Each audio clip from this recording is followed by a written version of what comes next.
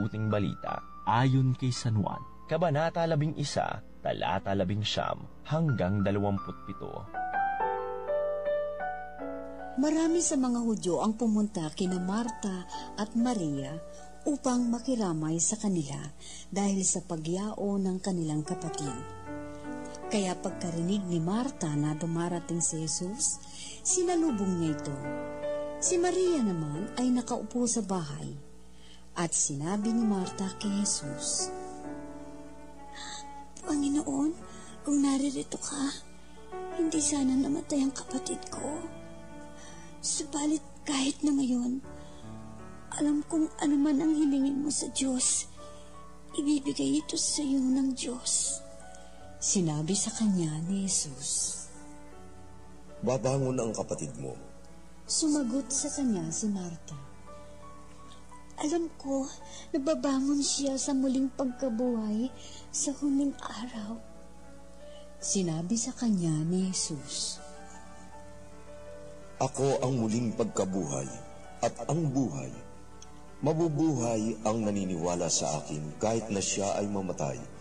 Hinding-hindi mamamatay ang bawat nabubuhay sa paniniwala sa akin. Pinaniniwalaan mo ba ito?"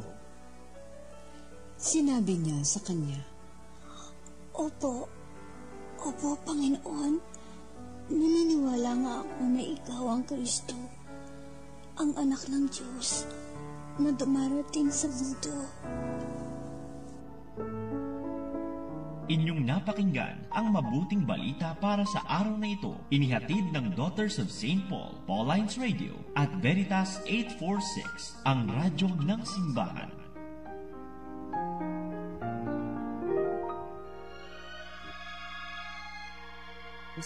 Mga kapanalig, sa ating pagninilay ngayon, today, July 29, we celebrate the memorial of Saints Martha, Mary, and Lazarus of Bethany, magkakapatid at mga kaibigan ni Jesus. Ano bang matututunan natin sa kwento ng mga magkakapatid na ito? 3 B, madaling tandaan. Unang B is best. Sabi daw po, si Lazarus daw po yung best friend ni Jesus. Kaya gano'n na lang nanangi si Jesus nung nakita niyang patay ang kanyang best friend. Maganda din tignan natin si Martha, giving her best in hospitality.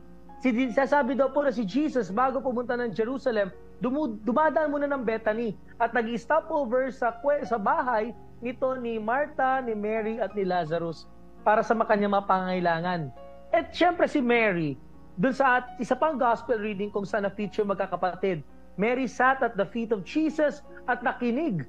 Kaya nga nag-aalala ito si Martha. Dapat po nasa gawaing bahay lang to si Maria. Bakit siya nandyan? Pero di ba sabi ni Jesus, Mary has chosen the better part. She is invited also to give her best as a disciple. Tandaan ang kasabihan, when you give your best to the Lord, the Lord will give His best to you. Pag binigay mo ang pinakamaganda sa Panginoon, ibibigay din niya sa iyo ang pinakamaganda galing sa Kanya. Pangalawang letter B, mga kapatid, is be still. Sa ating gospel reading, narinig natin yung namatay si Lazaro. Pinakalma ni Jesus ang magkapatid na si Martha at si Maria. Be still. Lagi natin kinakanta to, be still and know that I am God. Be still, kumalma tayo, God is in charge. Siya ang bahala sa buhay natin. Third and finally, my dear friends, is balance. Mga kapatid, madalas po yung gospel passage between Martha and Mary, yung nag-aalala tong si Martha, siya sabi, better daw yung panalangin kaysa sa gawa. Hindi po. Action. Sabi nating balance. Dapat may balance ang trabaho at ang panalangin. Magkasama po, hindi pwedeng